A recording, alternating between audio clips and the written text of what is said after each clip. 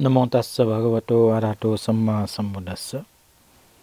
उहाँ भगवान अरहत सम्यक सम्बुद्धलाई सादर वन्दना। नमस्कार आदरणीय दर्शक महानुभावहरू। भगवान बुद्धको उपदेश सङ्ग्रहित त्रिपिटकको तीनटा पिटक मध्ये पहिलो पिटक सूत्र पिटक, जसमा 5वटा निकायहरू छन्, त्यसमध्ये चौथो निकाय अंगुत्तर निकायको सिलसिलेवार चर्चा गर्ने क्रममा आज हामी 65औं एपिसोडमा आइपुगेका छौं। र गएको एपिसोडमा हामीले यो अंगुत्तर निकायको एकक निपातको 20वटा वर्ग मध्ये 17औं वर्ग पसाडकर वर्गको 16वटा सूत्र मध्ये 7औं सूत्र, जसमा भनिएको थियो बहुश्रुत हुनु पनि लाभ हो भन्ने विषयमा हामीले चर्चा गर्यौं। आदरणीय दर्शक महानुभावहरू, आज त्यसपछिको 8औं सूत्र, जसमा भनिएको छ चिरकाल प्रवजित हुनु, त्यो पनि लाभ हो भनेर चाहिँ भन्नुभएको छ। यो चिरकाल प्रवजित भन्नुको अर्थ, चिरकाल भनेको धेरै समयको भयो, प्रवजित हुनु भनेको यो आफ्नो घर बार त्यागेर परिवार त्यागेर जुन भिक्षु भेष धारण गर्ने हो त्यसलाई प्रवजित भनेर भनिन्छ। र यसरी लामो समयसम्म भिक्षु भएर रहनु पनि लाभकर हो भनेर भनिएको छ। र यसलाई यो चिरकाल प्रवजितलाई स्थविर पनि भन्ने चलन छ। यो स्थविर भनेको जो व्यक्ति पूर्ण भिक्षु उपसम्पन्न भएर भिक्षु भएको 10 वर्ष पछि उसलाई चाहिँ स्थविर भनेर भनिन्छ। यो यस्तो चलन छ।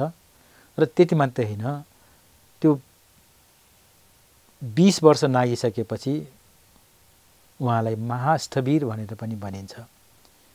यहाँ अब भन्न खोजेको के त भन्दाखेरि यो चिरकाल प्रवजित, धेरै लामो अवधिसम्म प्रवजित भएर बस्नु अथवा भिक्षु भएर बस्नु, भिक्षु जीवन बिताउनु पनि लाभकर हो भनेर यहाँ भन्नुभएको हामी पाउँछौं। आदरणीय दर्शक महानुभावहरू, पहिलो कुरा त भिक्षु हुनु भनेकै एउटा दुर्लभ अवस्था हो। जो कोहीले पनि म पनि भिक्षु हुन्छु भनेर भिक्षु बन्न सकिँदैन। त्यहाँ विभिन्न नियमहरू छ। सबैजनाले भिक्षु हुने इच्छा गर्दैमा त्यहाँ भिक्षु हुनको लागि न्यूनतम आवश्यकता पूरा गरेको छ कि छैन भनेर त्यहाँ नियम छ। पहिलो कुरा त त्यसैबाट चाहिँ सबैजनाले भिक्षु हुन सक्दैन भन्ने कुरा देखिन्छ। अर्को कुरा, ल त्यो न्यूनतम आधारभूत आवश्यकता पनि पूरा भयो, भिक्षु भाव पनि लियो, भिक्षु भयो, चिवर लगाएर भिक्षु पनि बने, तर त्यो भिक्षु हुँदाखेरि पालन गर्नुपर्ने 227वटा नियमहरू त्यो पालन गर्न सकिएन, त्यो पालन गर्न गाह्रो भयो र त्यो बन्धनभित्र बस्न उसले चाहिँ सकिएन भने उसले त्यो भिक्षु भाव छोडेर त्यागेर जानुपर्ने अवस्था आउन सक्छ। भनेपछि ऊ लामो समयसम्म भिक्षु नहुन पनि सक्छ।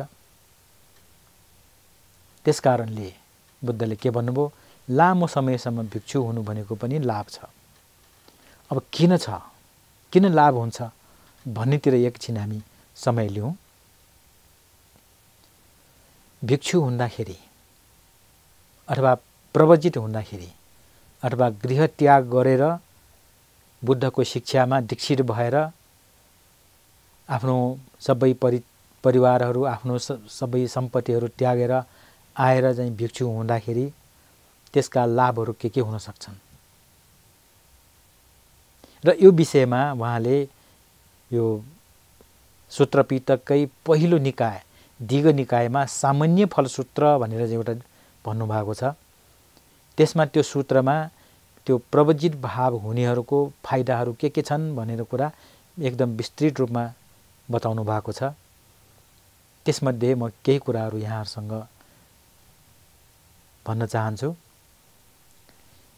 कुनै पनि व्यक्ति श्रमण भाव अथवा प्रवजित भाव ग्रहण गर्दाखेरि उसले सबभन्दा पहिले पाउने लाभ प्राप्त गर्ने फल भनेकै अरूबाट उसलाई चाहिँ आदर मिल्छ, आदर पाउँछ, सम्मान पाउँछ। यसको सानो प्रसङ्ग म त्यो दिगनिकायबाटै लिन चाहन्छु। त्यहाँ त्यो दिगनिकायको दोस्रो सूत्रमा चाहिँ सामान्य फलसूत्र भनेर पाउँछौँ हामी। त्यसमा घटना के भएको छ, एक दिन अजातशत्रु बिम्बिसारका छोरा उनले बुद्ध कहाँ गएर यही विषयमा प्रश्न गर्छ, यो श्रमण हुनु अथवा प्रवजित हुनुको चाहिँ फल के छ, लाभ के छ भनेर सोद्धाखेरि बुद्धले चाहिँ प्रति प्रश्न त्यो अजातशत्रु राजाले के गर्नुभयो भन्दाखेरि, महाराज तपाईँ कहाँ भएका कुनै एउटा तपाईँको सेवक, तपाईँले सेवा गर्ने सेवक यदि ऊ तपाईँको जागिर छोडेर उसले घर परिवार पनि छोडेर भिक्षु भयो, प्रवजित भयो, चिवर लगाएर चाहिँ पात्र धारण गरेर चाहिँ आएको चाहिँ तपाईँले देख्नुभयो भने तपाईँको प्रतिक्रिया के हुन्छ भनेर प्रति प्रश्न गर्नुभयो। अनि त्यो भिक्षुलाई मान्ने र भिक्षुलाई आदर गर्ने त्यो बानी थाहा पाएका, व्यवहार थाहा पाएका त्यो राजाले के भन्छ, भगवान यदि त्यो भिक्षु भावमा आएको, भिक्षु भेषमा आएको मैले भेटेँ भने म उसलाई चाहिँ वन्दना गर्छु, सकेको दान प्रदान गर्छु भनेपछि बुद्धले ठ्याक्कै के भन्नुभयो, महाराज ल यो श्रमण भावको पहिलो फल, पहिलो लाभ भनेको यही हो।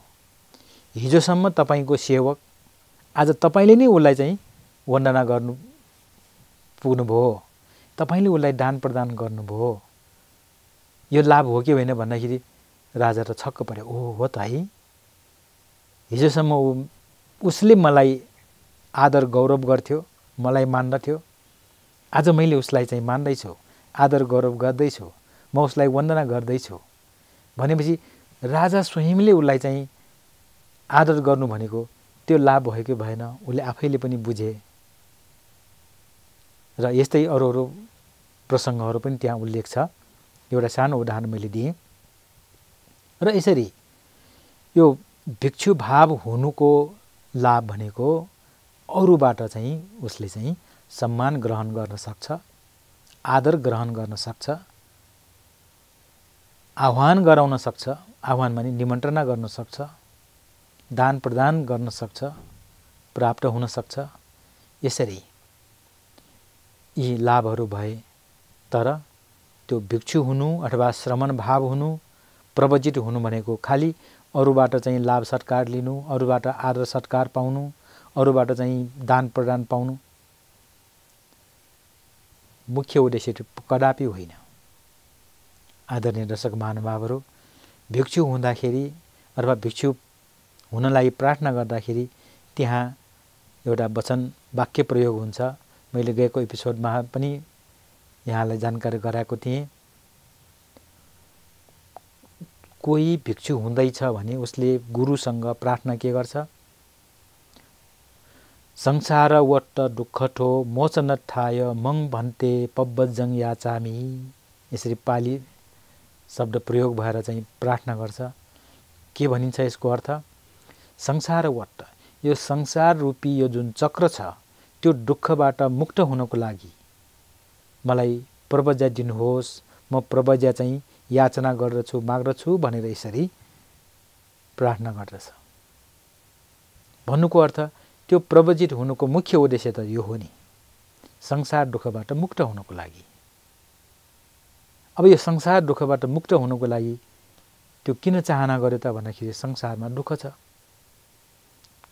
कस्तो दुःख त, जुन दुःख कि कसैले पनि त्यो हटाउन नसक्ने, कसैले त्यो दुःखबाट पार लाउन नसकिने। अनि त्यो दुःख भएको कारण के हो त, आफ्नै मनभित्रका तृष्णाहरूले गर्दा, आफ्नै मनभित्र उब्जने क्लेशहरूले गर्दा, आफ्नै मनभित्र उब्जने दूषित दुर्भावनाहरूले गर्दा र त्यसबाट उम्किनको लागि अब म प्रवजित हुन्छु भनेर प्रार्थना गरेर भिक्षु भइन्छ। र त्यो भिक्षु भइसकेपछि अरूबाट आदर गर्ने, सम्मान गर्ने, लाभ हुने, दान प्राप्त हुने भनेको त्यो त दोस्रो विषय भयो। पहिलो विषय के त यो चित्तबाट नराम्रा कुराहरू नितान्त निर्मल गरेर स्थायी शान्ति पाउने चाहिँ जुन अवस्था आउनेछ हो त्यो मुख्य उद्देश्य भयो। र यसरी पवित्र उद्देश्य लिएर बसेको व्यक्तिलाई अरूले आदर गर्नु त्यो स्वाभाविक पनि हो। र यसरी अरूबाट आदर गौरव पनि प्राप्त हुने, अरूबाट लाभ सत्कार पनि प्राप्त हुने र आफ्नो मनको पनि क्लेशहरू निर्मल गर्न पाउने, त्यो जस्तो राम्रो अवस्था अरू के हुन सक्ला दर्शक महानुभावहरू। त्यसकारण बुद्धले के भन्नुभयो, जति लामो त्यो प्रवजित जीवन बिताउन सकिन्छ त्यति धेरै लाभ हुन्छ। उहाँले चाहिँ यो किन भन्नुभयो, एउटा प्रेरणा दिनको लागि पनि, ताकि मानिसले प्रवज्ञा ग्रहण गरेर भिक्षु भएर भिक्षुनी भएर त्यो जीवनलाई चाहिँ उसले सार्थक रूपमा चाहिँ प्रयोग गरोस्, उसले लिएको आफ्नो जुन उद्देश्य हो त्यो उद्देश्य प्राप्त गरोस् र बीचैमा छोडेर नजाओस्। बुद्धको त्यो एकदम करुणावान चित्तबाट चाहिँ त्यो निस्किएको कुरा, ताकि उसले लिएको उद्देश्य लिएको र उसले पहिल्याएको मार्ग सही हो, तर त्यो बीचबाट चाहिँ ऊ त्यो नफर्कियोस्, बीचैमा उसले चाहिँ नछोडियोस्, जतिसक्दो लामो उसले चाहिँ त्यो अवस्थालाई चाहिँ निरन्तरता दियोस् भन्ने त्यो मनसाय यो सूत्रमा हामी पाउँछौँ। त्यसकारण उहाँले के भन्नुभयो, चिरकाल प्रवजित हुनु अथवा स्थविर हुनु लाभ हो। यहाँ स्थविर भनेको मैले अघि निवेदन गरेँ, भिक्षु भएर 10 वर्ष भएपछि स्थविर भनिन्छ, 20 वर्ष भएपछि महास्थविर भनिन्छ। र यसरी क्रमशः विभिन्न प्रकारका उपाधिहरू दिने, विभिन्न प्रकारका मान सम्मान पाउने त्यहाँ आफ्नै प्रक्रिया छ, प्रचलन छ।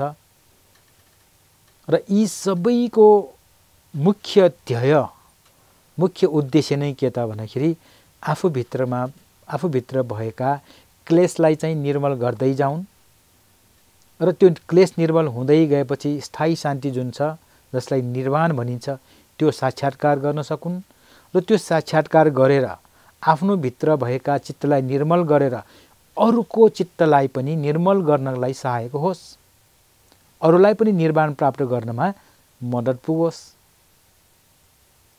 आदरणीय दर्शक महानुभावहरू, गृहस्थी मानिसले अरू मानिसलाई केही कुरा बताउँदाखेरि त्यसमा विश्वास गर्ने मानिसहरू धेरै कम हुन्छन्।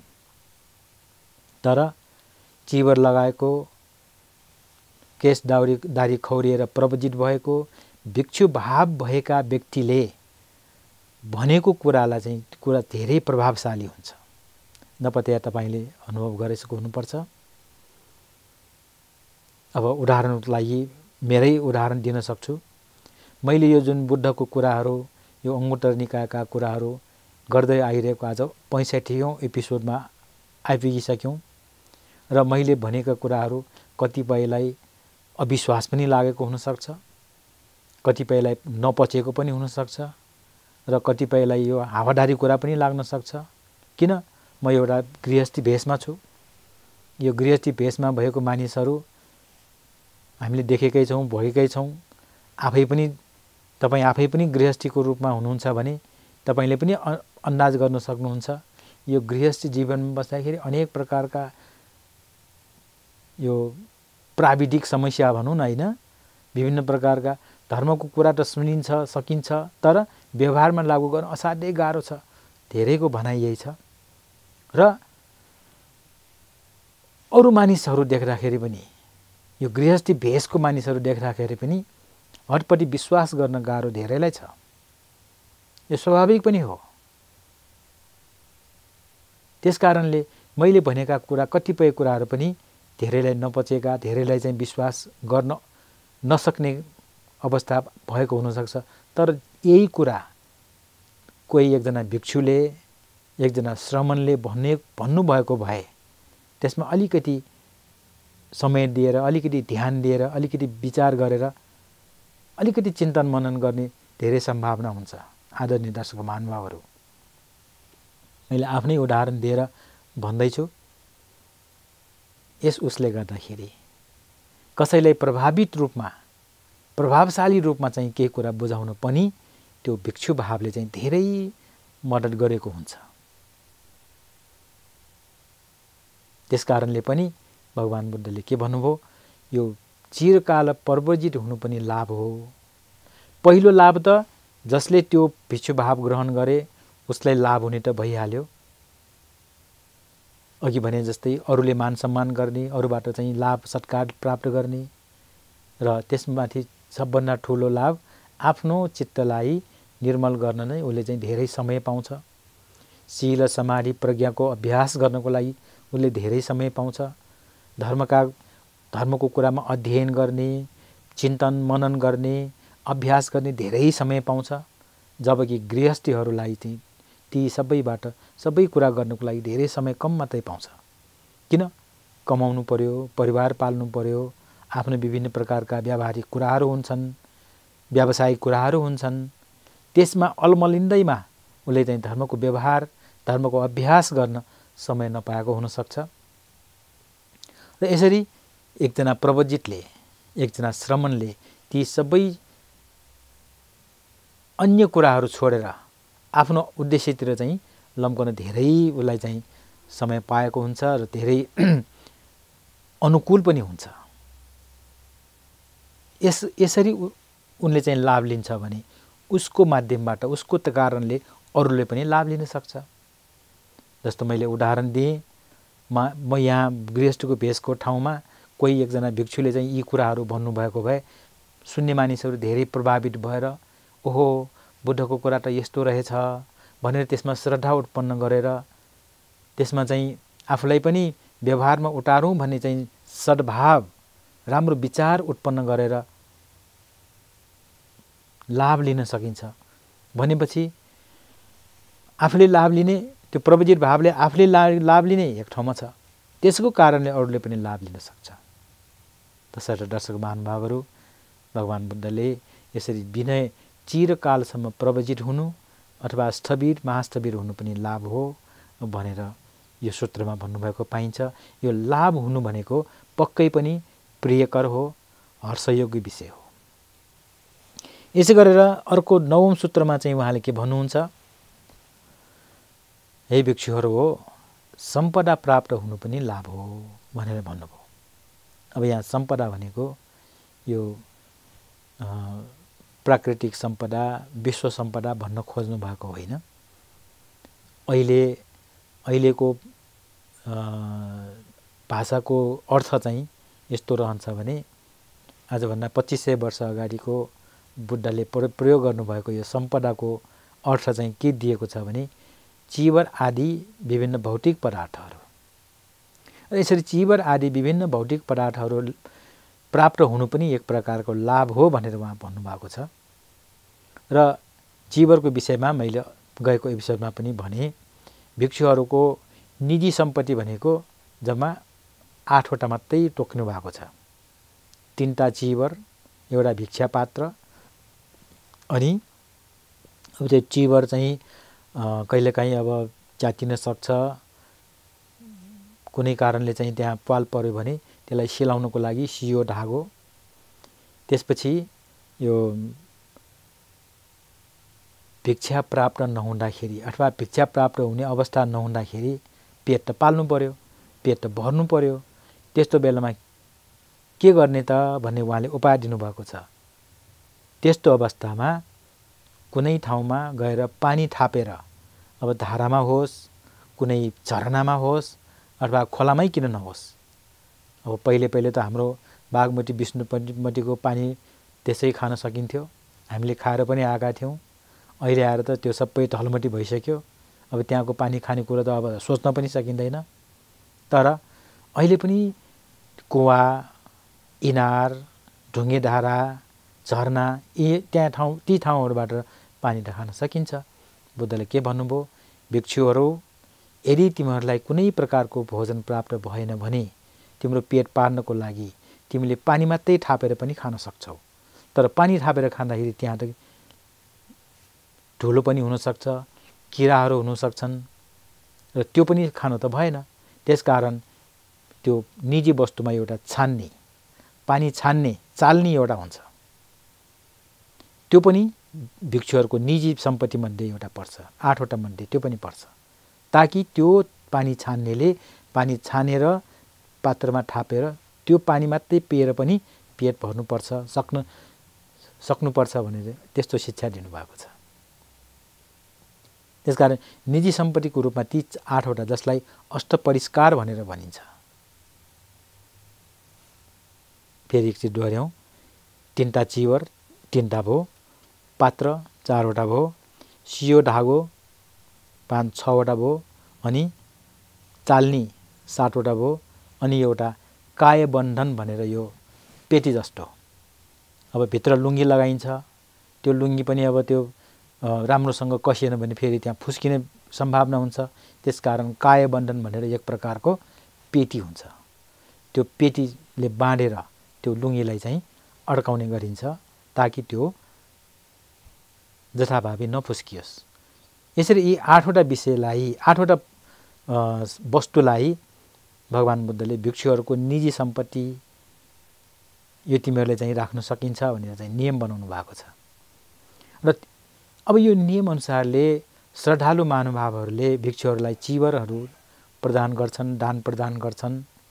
र त्यसमध्ये पनि उहाँले के नियम बनाउनु भएको छ, मैले गएको एपिसोडमा भनेको थिएँ, एकजना भिक्षुले 3टा चिवर 3 चिवर मात्रै राख्न सकिन्छ। त्योभन्दा बढी भयो भने त्यो हेरी कुनै 10 दिन राख्न सक्ने, कुनै 1 महिना राख्न सक्ने, त्यस्तो नियमहरू बनाउनु भएको छ। त्योभन्दा बढी भयो भने कुनै आवश्यक भएको अरू भिक्षुलाई चाहिँ दिनुपर्छ भन्ने नियम छ। र यसरी श्रद्धालु महानुभावहरूबाट चाहिँ प्राप्त हुने चिवर त्यो पनि एक प्रकारको लाभ हो। त्यसै गरेर अरू भौतिक वस्तुहरू, खानेकुरा किन्नुहोस् अथवा कुनै शयनासन भनेको सुत्ने वस्तुहरू, कुनै प्रयोग गर्ने वस्तुहरू जुन आफूलाई आवश्यक हुन सक्छ, ती कुरा प्राप्त हुनु पनि त एउटा लाभै हो। त्यसकारण उहाँले के भन्नुभयो, यसरी सम्पदा प्राप्त हुनु पनि लाभ हो र यो पनि एउटा सुखकर विषय हो, प्रियकर विषय हो, हर्षयोगी विषय हो। तर आदरणीय दर्शक महानुभावहरू, यहाँनिर एउटा कुरा अर्को हामीले के बुझ्नुपर्छ भने भगवान बुद्धले भिक्षुहरूलाई सतर्क पनि गराउनु भएको छ। हे भिक्षुहरू हो, तिमीहरू यो लाभ सत्कारको बाटो अलगै छ, निर्वाणको बाटो अलगै छ है भनेर चाहिँ सतर्क गराउनु भएको छ। र लाभ सत्कारमा मात्रै फुल्यो भने, लाभ सत्कार बटुल्न मात्रै, सङ्ग्रह मात्रै गर्न भुल्यो भने उसले निर्वाणको बाटोबाट ऊ चाहिँ टाढिन्छ। त्यसकारण लाभ सत्कारको बाटो अलगै, निर्वाणको बाटो अलगै भनेर भन्नुभएको पाइन्छ। तर पनि मानिस हो, कुनै बेला केही कुराको आवश्यकता पर्न सक्छ र त्यति बेला जुन आवश्यक भएको ती प्राप्त भएपछि उनलाई आफ्नो जीवन यापन गर्नको लागि धेरै सहज हुन सक्छ, सजिलो हुन सक्छ। र यसरी पनि आफ्नो आवश्यकता परिपूर्तिको लागि यसरी लाभ प्राप्त हुनु पनि लाभ हो भनेर यही भन्नुभएको यो 9औं सूत्रमा पाइन्छ भने यही वर्गको 10औं सूत्रमा उहाँले के भन्नुभयो, अनुयायी हुनु पनि लाभ हो। अथवा अनुयायी भनेको आफ्नो पछि आफूलाई पछ्याएर आउने अथवा आफ्ना अनुयायी हुनु पनि लाभ हो। र अनुयायीलाई चाहिँ उहाँले अर्को शब्दमा के प्रयोग गर्नुभयो, परिवार भन्नुभयो। अब यहाँ परिवारको शब्द प्रयोग गर्दाखेरि कसैलाई हाँसो उत्पन्न हुन सक्छ, कसैलाई शङ्का उत्पन्न सक्छ, ए भिक्षुहरू पनि कहाँबाट परिवार भयो भनेर। तर यसरी परिवार हुनु भनेको छोराछोरी छोरानाति भन्न खोजे होइन, आफ्ना शिष्यहरू जसले कि आफूलाई चाहिँ पछ्याउँछ, त्यस्तो परिवार, त्यस्तो शिष्यहरूको आफूलाई पछ्याउने अनुयायीहरू हुनु पनि लाभ हो भनेर चाहिँ उहाँ भन्नुभएको छ।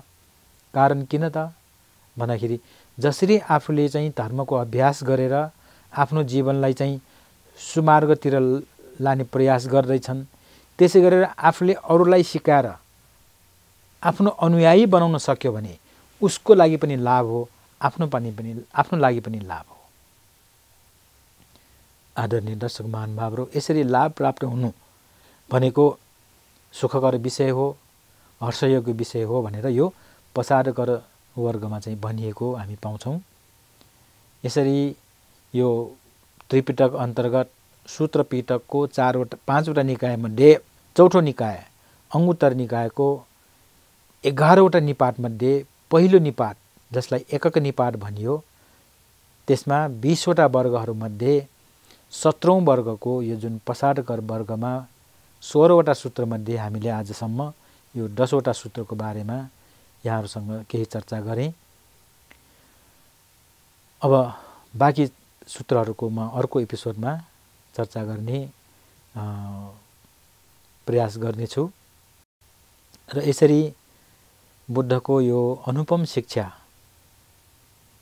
जुन कि सामाजिक रूपमा पनि त्यतिकै लाभदायक र आध्यात्मिक रूपमा पनि त्यतिकै लाभदायक यी शिक्षाहरू हामीले चिन्तन मनन गर्दाखेरि सुन्दाखेरि हामीलाई एकैछिन भए पनि यो मन शान्त भएर शुद्ध भएर मन प्रसन्न भएर सुन्ने हामीले मौका पाउन सक्छौँ र अध्ययन गर्दाखेरि पनि ती मौकाहरू प्राप्त गर्न सक्छौँ र एकैछिन भए पनि हाम्रो मन जुन शान्त हुने हो, आनन्द हुने हो, सन्तोषको एउटा क्षण प्राप्त हुने हो, त्यो भनेको आदरणीय दर्शक महानुभावहरू बडो महत्त्वपूर्ण क्षण हो, बडो लाभदायक क्षण हो। मानिसहरूले मानसिक शान्ति, एकछिनको शान्तिको लागि पनि, एकछिन आनन्दको लागि पनि, एकछिन सन्तोषको लागि पनि कतिपय धनराशि खर्च गरेर कहाँसम्म गएर यात्रा गरेर त्यो क्षणलाई चाहिँ प्राप्त गर्ने कोसिस गर्छन्। तर बुद्धको यी साना, हेर्दाखेरि एकदम सरल साना कुराहरू जस्ता लाग्ने कुराहरूले पनि हामीलाई धेरै मानसिक शान्ति दिन सक्छ, आनन्द दिन सक्छ, सन्तोषको एउटा क्षण दिन सक्छ।